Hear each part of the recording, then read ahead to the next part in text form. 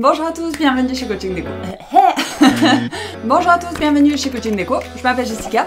Aujourd'hui, on va voir ensemble comment accessoiriser sa déco. Alors, 3 questions importantes, majeures, super suprêmes à se poser avant de toucher aux accessoires dans sa décoration. Alors, on va voir très vite quelles sont ces questions, mais l'idée de cette vidéo, c'est vraiment de passer d'une décoration un petit peu entre guillemets bordélique au niveau des accessoires parce qu'on ne sait pas comment les choisir,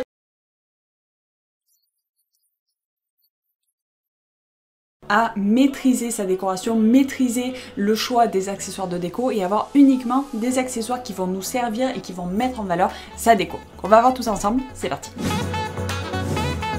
Donc dans cette vidéo, je vais vous parler d'accessoires. Alors qu'est-ce que je veux dire par accessoires? Qu'est-ce que ça comprend? Eh bien, on va voir un petit peu large aujourd'hui. Donc ça peut comprendre les bibelots, les petits éléments qu'on va trouver en décoration. Ça peut être, vous savez, les petits trucs qu'on trouve dans sa déco qui sont un petit peu farfelus, qui sont jolis, on sait pas pourquoi, et on le met là. Voilà, c'est ça, c'est ça les bibelots.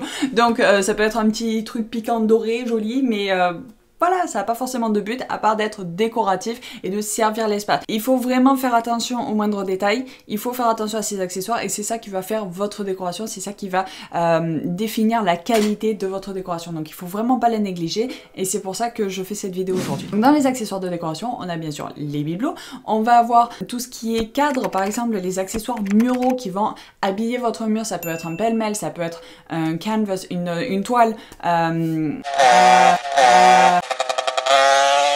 voilà, ce genre de petit habillage mural. On peut avoir des accessoires dans sa salle de bain qui peuvent être fonctionnels et décoratifs, par exemple un pot pour mettre les petits bouts de coton, vous savez, un petit vase en verre par exemple, ce genre de choses. Donc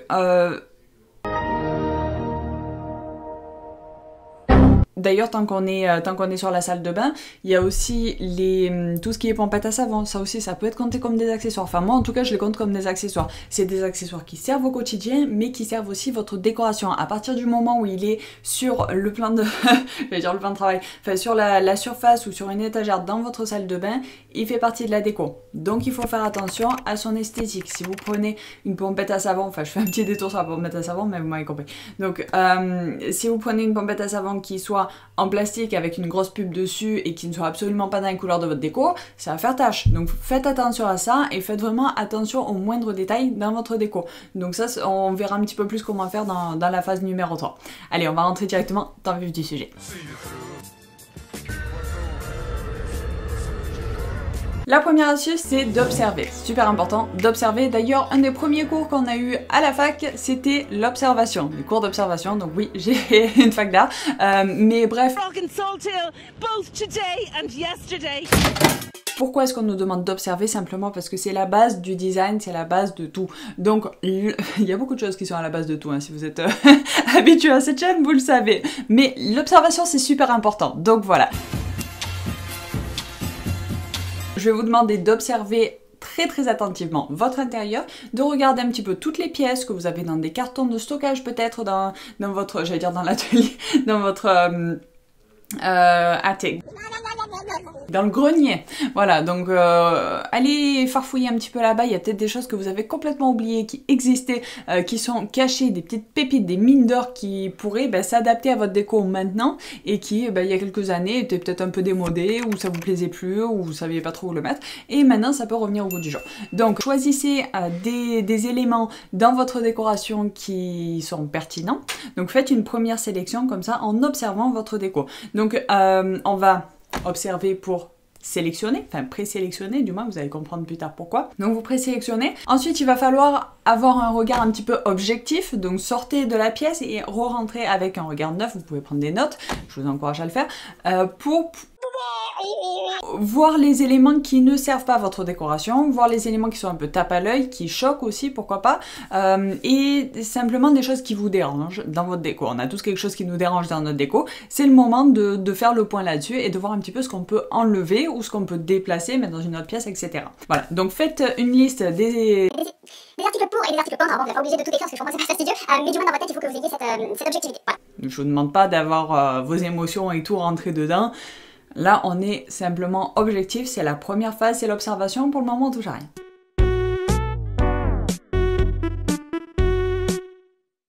Ensuite, l'étape numéro 2, les endroits à accessoiriser. Alors là aussi, on est toujours un petit peu dans une phase d'observation, mais on va se poser d'autres questions. C'est-à-dire, quels sont les endroits à accessoiriser? Quels sont les endroits qui ont besoin d'un accessoire pour être mis en valeur? Est-ce que c'est une niche? Est-ce que c'est un rebord de fenêtre? Est-ce que c'est une étagère? Est-ce que c'est un pan de mur qui est vide et qui mériterait peut-être d'avoir un pêle-mêle de cadre, par exemple?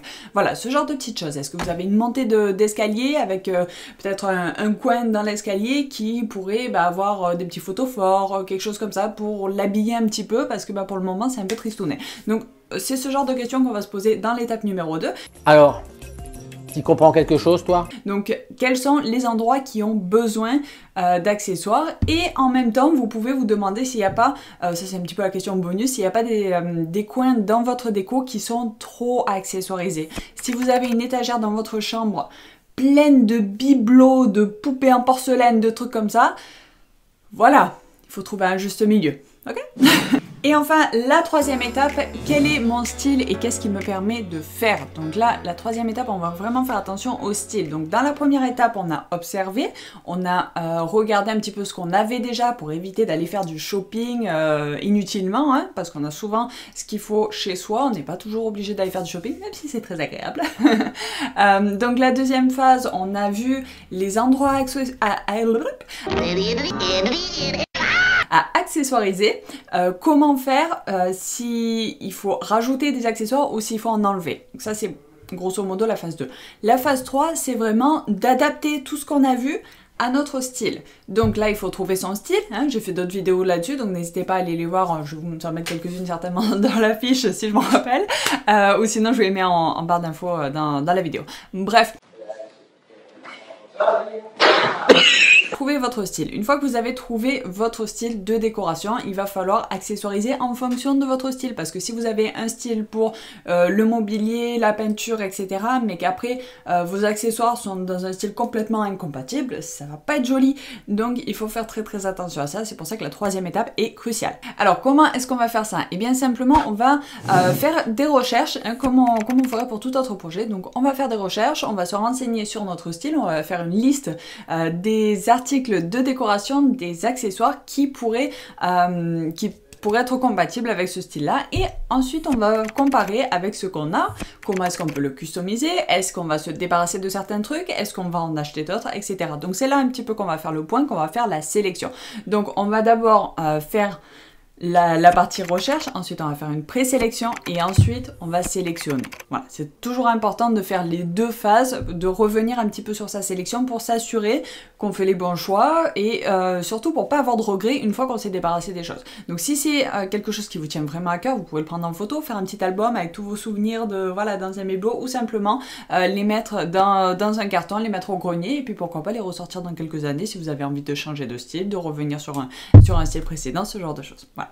Donc je vous dis pas qu'il faut tout jeter, hein. C'est surtout pas ça.